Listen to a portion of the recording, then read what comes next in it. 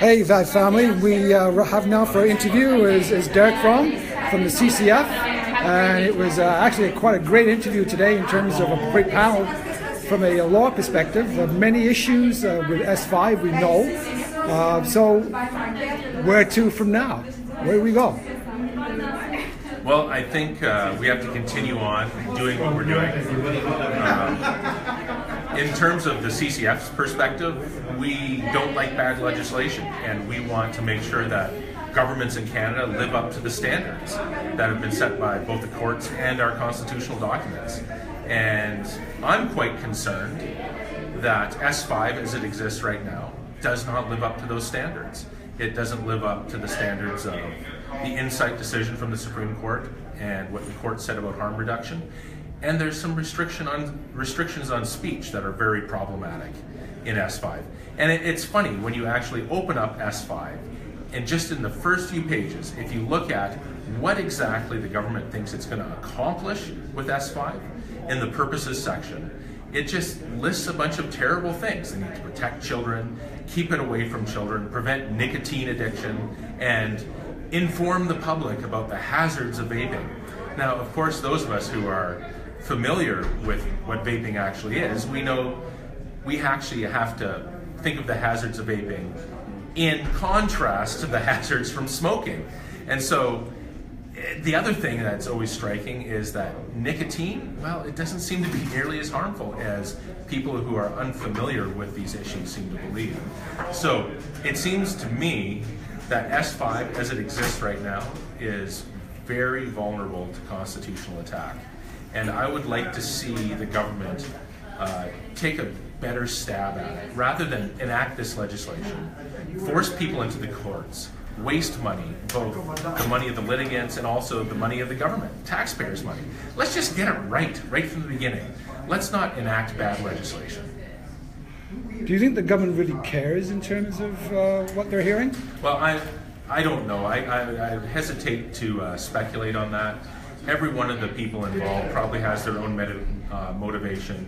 And I think there's any sort of dastardly plan? I don't think so. I would imagine that everyone involved, I would like to think anyway, that everyone involved is actually doing what they think is best. Now, the problem is that I think all of us have failed in informing them what the true harms of vaping are, especially when compared to the harms of smoking. And so it might actually, in this case, be one of those rare instances of a lack of education. So where do you see this going in terms of, this is going to third after the reviews. Do you think there's going to be any changes? I hope there are. I've heard that your organization did some very good advocacy before the committee. And I know that I wrote each of the senators on the committee as well. And I'm hoping anyway that panel discussions like today's will produce some positive results. I don't know, we can only try. I'm not familiar with any sort of similar situation in the past, particularly any that have been successful, so I don't know what the track record is. I can't answer any better than that.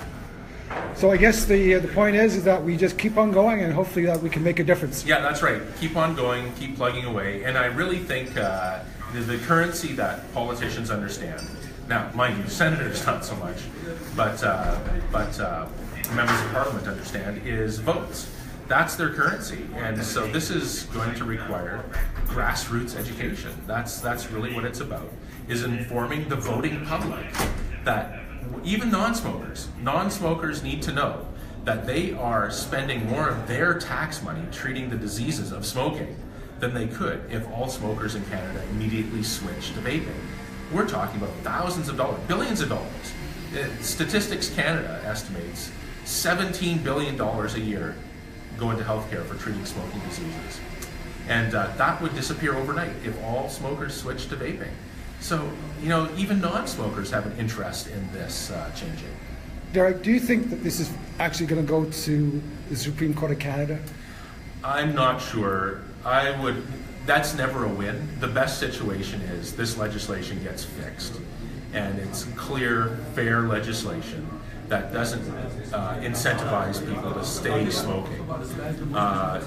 If it does go into litigation, it very well could. This is an important issue, and it has a national significance, so I could see the Supreme Court listening to arguments on this issue.